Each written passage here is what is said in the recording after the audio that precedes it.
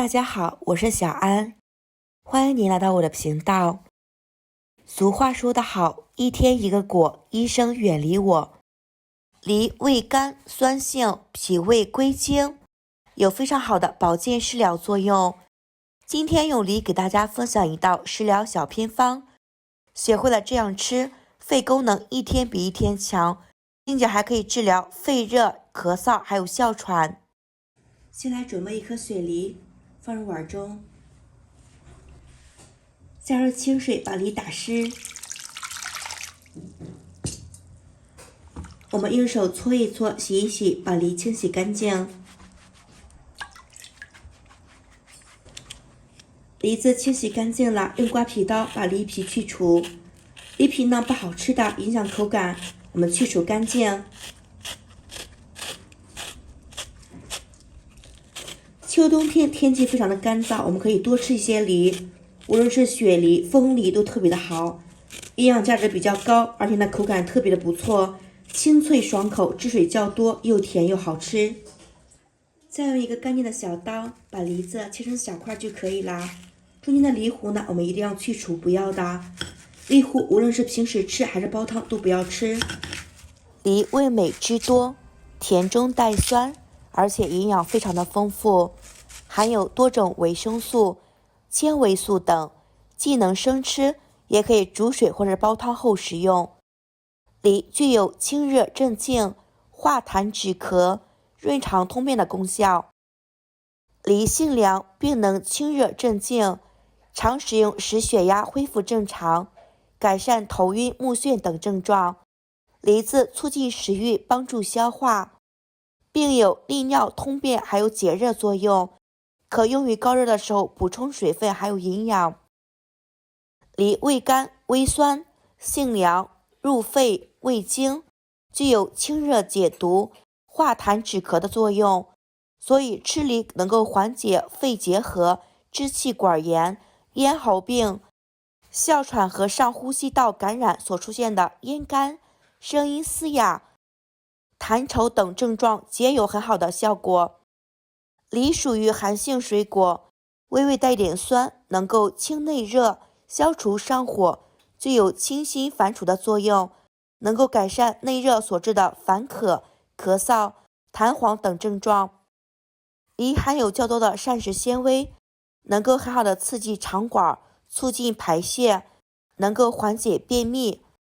故吃梨可帮助改善便秘，还能促进人体有毒物的排出。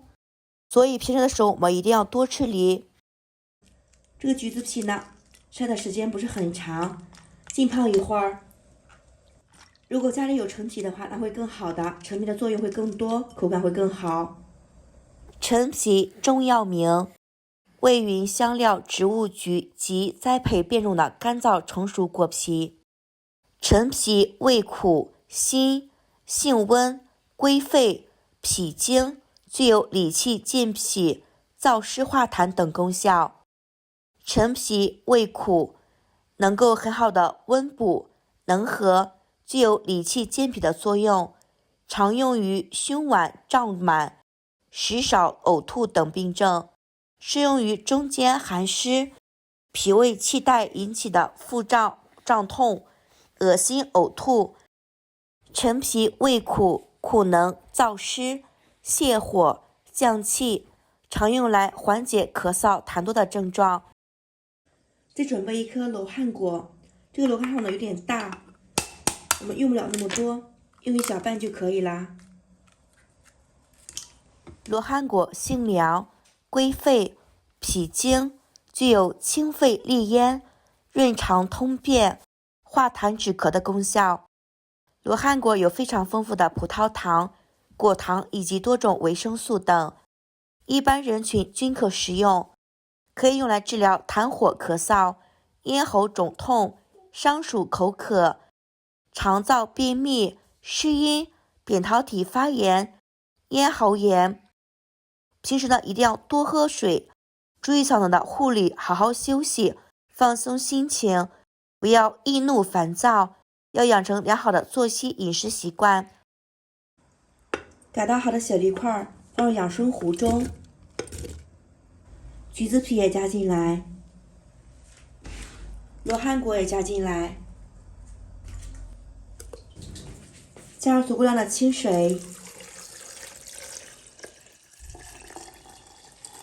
我们直接选择燕窝模式就可以啦。焖煮差不多40分钟了，已经煮好啦。再加入少许的枸杞，还有一块冰糖，再焖煮2分钟就可以啦。枸杞煮熟，冰糖煮融化。枸杞功效有很多，养肝明目、补血安神、润肺止咳、生津止咳，可治疗肝肾阴亏、腰膝酸软、头昏目眩、虚劳咳嗽、消渴、男性遗精。枸杞中含有非常丰富的维生素 C， 能够抑制黑色素沉着，可使皮肤变得嫩白。枸杞中含有非常丰富的维生素 E， 有抗氧化的作用，可预防衰老。枸杞还能养肝明目，抑制脂肪肝的沉积，促进肝细胞新生。老话说得好，中年男人不得已保温杯里泡枸杞，这句话就证明了枸杞的营养价值是极高的。无论是男性女性朋友们都应该多吃枸杞，对身体特别的好。如果是朋友们长期用电脑工作眼睛疲劳的话呢，我们可以多喝一些枸杞茶水，能够特别好的养肝明目，对我们的眼睛肝脏都特别的好。枸杞是非常好的滋补营养佳品。倒入碗中我们就可以直接喝啦。梨子块也倒入碗中，营养美味又好喝的雪梨汤就做好了。用养生壶做出来的雪梨汤呢，味道会更加的香，节约了很多的时间，煮出来味道特别的好喝。这一类雪梨呢，口感非常的不错，绵软又香甜，加入少许的冰糖，喝起来会更加的香甜，特别的好喝。秋天、冬天的天气非常的干燥，我们多喝一些雪梨汤对身体特别的好，尤其是小朋友们还有老人，多喝一些雪梨汤很好的。做法简单，用料比较简单。